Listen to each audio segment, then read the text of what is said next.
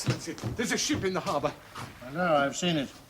I believe it comes from Rome. I'm sure it will bring important letters for you. In fact, I thought they might already have arrived before I got here.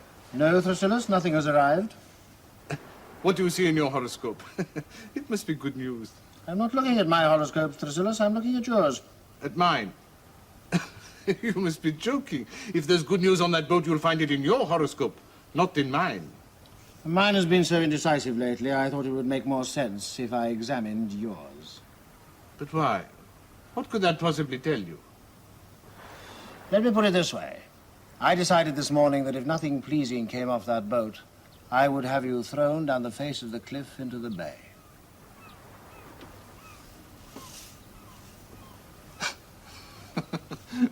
That's very funny. Very funny. What exactly does it say? Can you see anything? Oh, yes, it's very clear. It confirms my worst fears for your safety. Extraordinary how accurate these things are, isn't it? Who would have thought that I could have made a decision about you this morning and seen it clearly reflected in the chart this afternoon? Perhaps you've cast it wrong. Not as wrong as you've been casting mine. Excellency, there's news coming from that boat. I'm sure of it. Didn't you see the eagle perched on your roof this morning? There are no eagles in roads. Exactly! Yet why was it there? The whole town was pointing at it. It could mean only one thing. Good news. Alas, but not for you. Centaur? Excellency, let me look at the chart. A man's destiny is not so easily read, believe me. Yours is. I wrote it myself this morning. Centaur, escort my friend down the cliff path. And take care, I have a terrible feeling he may slip. His stars speak of nothing but disasters. Yes, Master. An Imperial courier has arrived with dispatches. Show him out. My friend can wait a while. You see, Excellency, a horoscope, like the heart of a man, is not so easy to read. Let's see what the dispatches say, shall we? Your prophecies haven't inspired much confidence lately. Imperial dispatch from Augustus Caesar for the noble Tiberius Claudius Nero.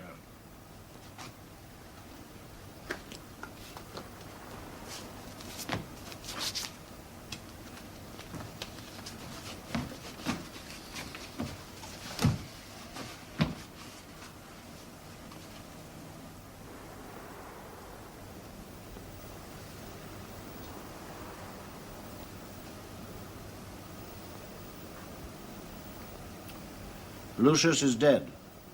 I am to return to Rome. Dead. Dead. Dead.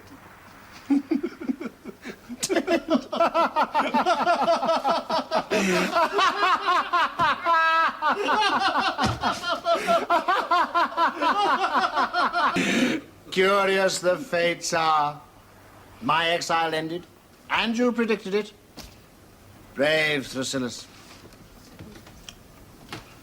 I never lost faith in you.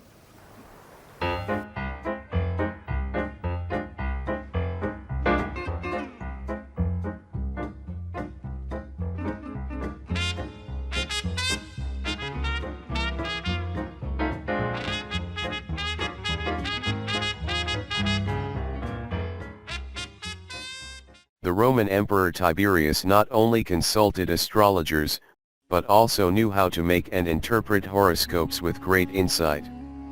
He had at his service Thrasyllus, a famous astrologer of the time. His mother, as was customary among the ancient Romans, consulted the soothsayer Scribonius, even before he was born, and heard the prophecy of the bright future that was reserved for her son. Tiberius had a reputation as a perceptive astrologer, as an episode narrated by Tacitus demonstrates. The emperor called Servius Galba to a colloquy and, after sounding him out on various subjects, said to him in Greek, "You too, Galba, will one day taste the empire," announcing Galba's belated and brief power, thanks to his knowledge of the art of the Chaldeans. He just didn't condemn him to death because he knew he would reach this position at an advanced age and, therefore, did not constitute a threat to him, Tiberius used a sinister method to test the competence of the astrologers he consulted. He would go up to the highest point of his house, which was located among the rocks, on Capri, where he would wait for his slave, ignorant and robust, to lead him along a remote and steep path. There the consultation took place. If Tiberius was not satisfied and suspected the astrologer of ignorance or dishonesty, he would order the slave to hurl him off the cliff into the sea that lay below.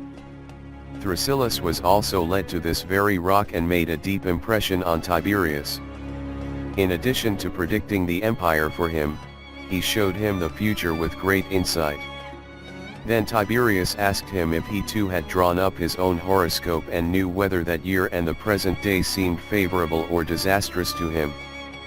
Thrasyllus, after having calculated the position of the stars and their aspects, was at first embarrassed and then afraid.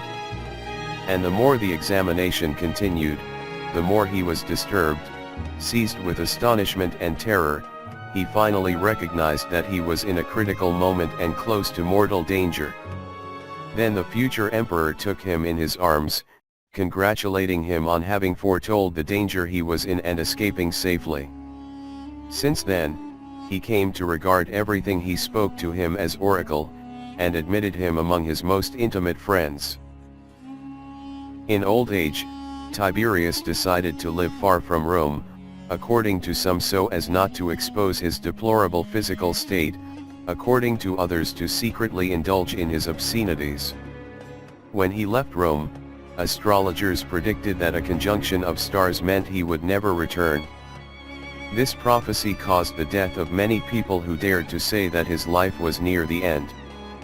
But, in a way, the prediction came true, for although he lived many years yet, Tiberius never set foot in Rome again, although he traveled around the neighborhood by land and sea, often reaching the city walls. Born in 42 before Christ, Tiberius reigned from 14 to 37 and was famous for his extreme mistrust and the greatest cruelties.